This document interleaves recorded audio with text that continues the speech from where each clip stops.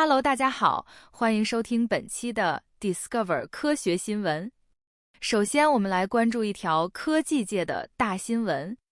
科技界的亿万富翁埃隆·马斯克最近宣布他旗下的人工智能公司 xAI 正在开发一款全新的在线百科全书，名字叫 Grokipedia， 目标非常明确，就是要跟维基百科掰掰手腕。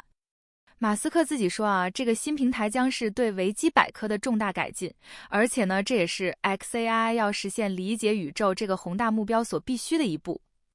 这个消息是在马斯克自己的社交平台 X 上发布的。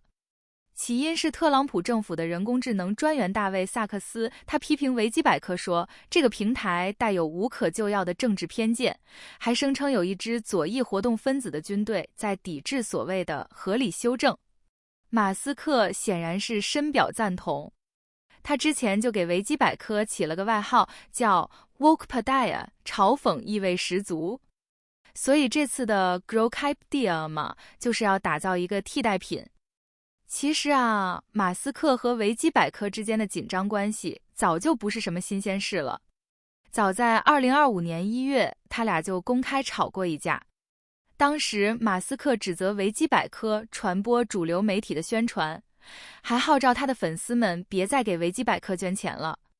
不过话说回来， xAI 自己的聊天机器人 Grok 也不是省油的灯，之前因为他传播一些令人厌恶的言论而惹上过麻烦。所以说这个 Grokipedia 到底能不能成为一个靠谱的替代选择，咱们还得打个问号，拭目以待。接下来这条新闻还是关于马斯克。根据福布斯的实时富豪追踪器显示，埃隆·马斯克的个人财富达到了一个前所未有的里程碑，他成为了历史上第一个个人净资产达到5000亿美元的人。我的天，5000亿！这个数字是在周三下午达到的，当天特斯拉股价飙升了将近 4%， 一天之内就给他的财富增加了大约93亿美元。这一惊人的成就，主要还是得益于特斯拉股价的强劲表现。自从马斯克在4月份宣布会减少参与政府部门的工作，把更多精力放在特斯拉上之后，这家电动汽车制造商的股票价格几乎翻了一番。不过呢，马斯克的财富来源可远不止特斯拉。他的太空探索公司 SpaceX 现在估值高达4000亿美元。还有他的人工智能公司 xAI 和社交平台 X 合并之后成立的 xAI Holdings， 估值也达到了1130亿美元。这么一来，甲骨文公司的联合创始人拉里·埃里森虽然还是全球第2富有的人，但他的净资产已经被马斯克甩开了足足1500亿美元。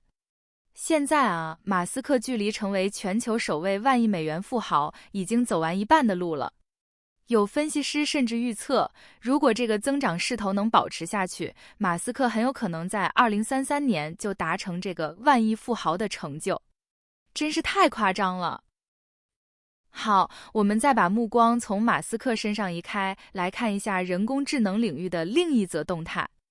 前 OpenAI 的首席技术官米拉·穆拉蒂，他的新创业公司思考机器实验室，最近发布了他们的第一款商业产品，叫做 Tinker。这是个什么东西呢？简单来说它是一个能让研究人员和开发者更轻松地去微调那些大型语言模型的工具。现在这个基于云的服务还处于私人测试阶段。它的最大亮点就是用户不需要去管理那些昂贵的 GPU 基础设施，也不用去搞懂那些复杂的分布式计算系统，就能定制自己的人工智能模型。创始人穆拉蒂在社交平台 X 上说 ，Tinker 给研究人员带来了最前沿的工具。目前呢，它支持超过6种开源模型，比如 Meta 的 Llama 系列和阿里巴巴的 Qwen 系列。这个工具已经得到了一些顶尖研究团队的认可。比如普林斯顿大学的团队用它来训练数学定理证明器，只用了典型训练数据量的 20%， 准确率就达到了惊人的 88%。连前 OpenAI 的联合创始人安德烈·卡帕西都称赞它是一种更聪明的方法。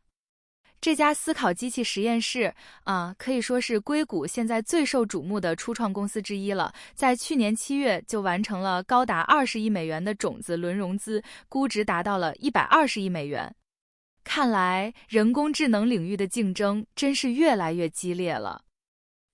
最后，我们来聊一个跟咱们日常生活更贴近的产品。